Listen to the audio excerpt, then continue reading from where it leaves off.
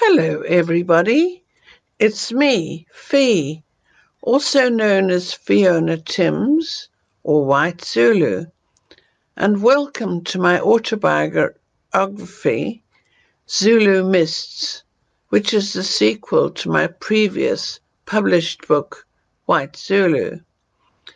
This part of my life follows on from the previous one, when I was running around barefoot in the Drakensberg foothills of South Africa. Now I am in the Scottish Highlands, living in a castle, which is quite a culture shock from my previous life.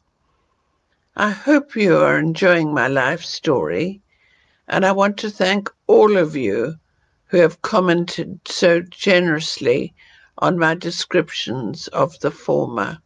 Please enjoy my sequel, Zulu Mists.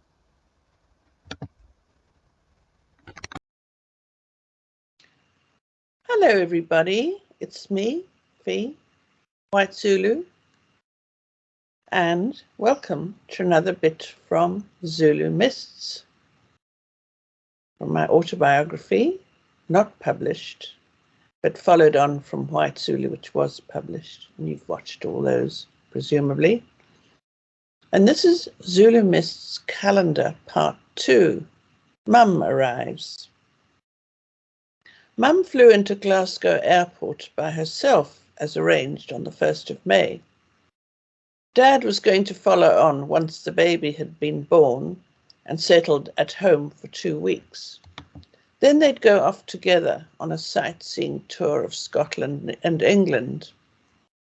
When we brought her back to our new home, she also gasped as we drove in through our gate. "It's enormous! What on earth made you buy such a huge place?" I'd explained everything in my letters to her, but she hadn't taken it in. "How will you keep it clean without servants?" she asked. I was wondering the same thing myself. "And the garden? Where are you going to start?"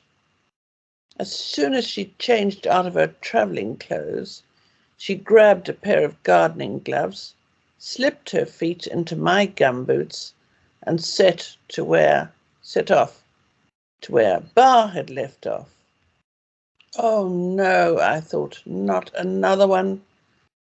But of course, she was just as obsessive as Bar was. The next thing I knew, we were off to the hardware shop to buy gardening implements and seedlings and God knows what. I found myself alone in the house preparing meals because, of course, Mum didn't have a clue how to cook. Masango did all that, and she liked a hearty lunch after all her hard work out there in the cold air.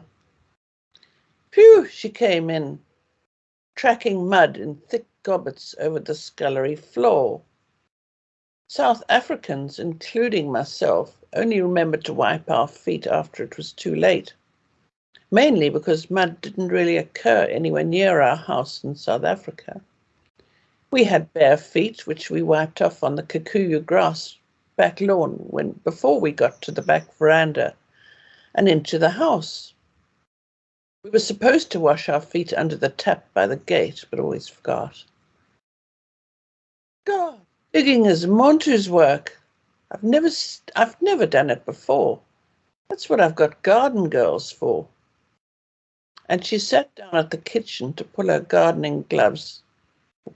gardening gloves and examine her blisters. I needed gin after that.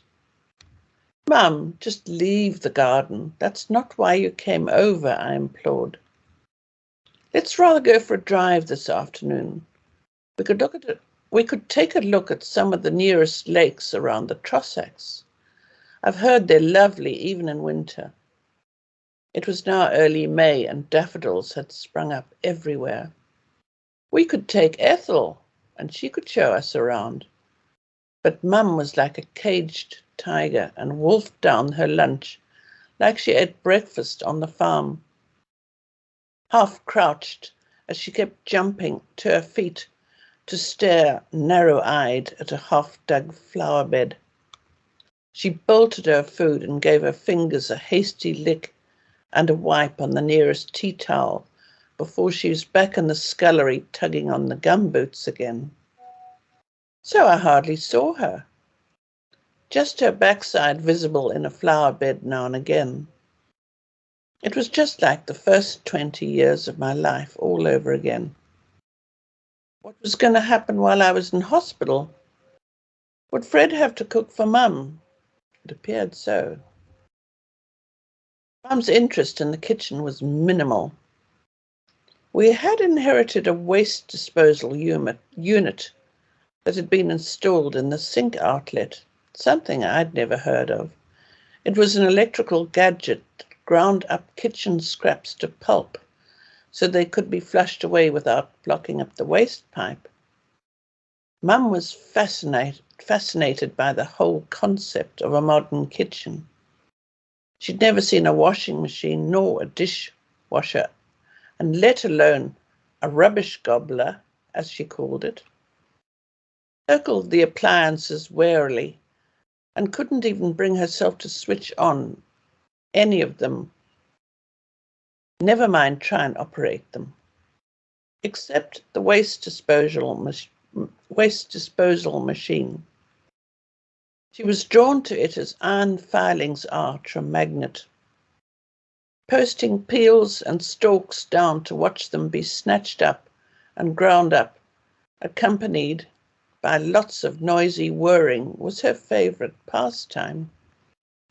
Carefully, she'd poke the last bit down into the mechanical blades using a teaspoon, and invariably with a terrible grinding noise as the spoon became jammed in the works, and there'd be a sound of shrieking metal.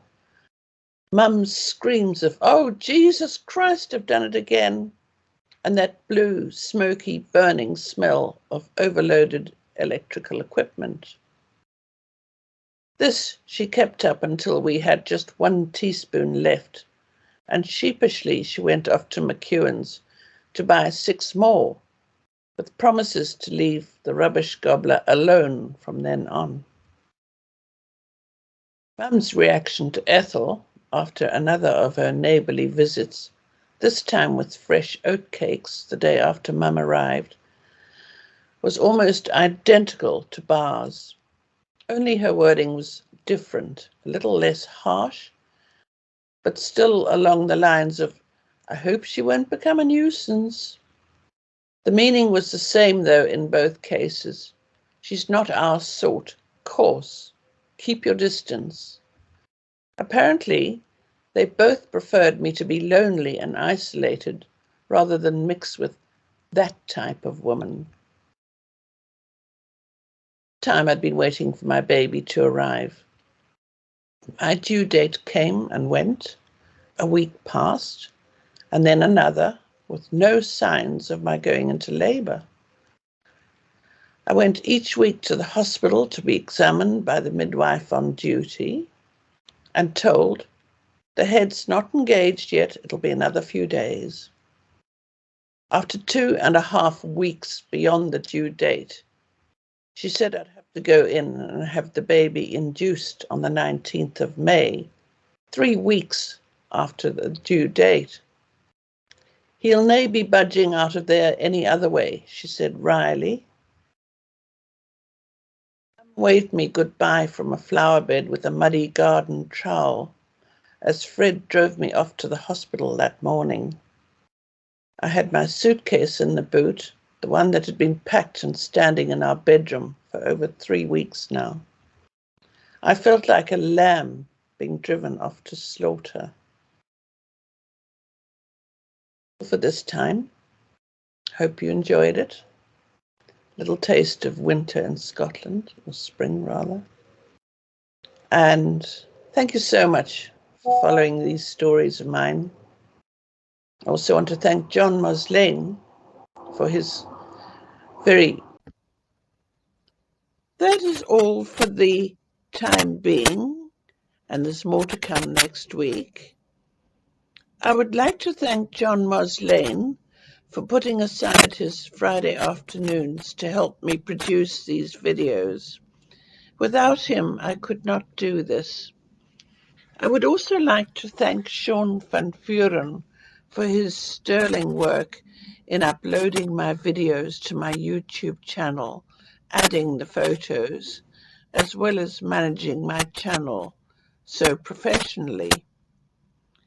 If you would like to know more about my other works, I have written 5 books in all, and each one is autobiographical. Please visit my website at www.whitezulubook.com, where you will find a lot more information as well as plenty of photographs. Thank you so much for listening. I hope you enjoyed my life story, and there is plenty more to come. A thumbnail photo will be attached each week, and thank you so much for all your support and all the very kind remarks you make in complimenting me on my work. I really appreciate it. Goodbye.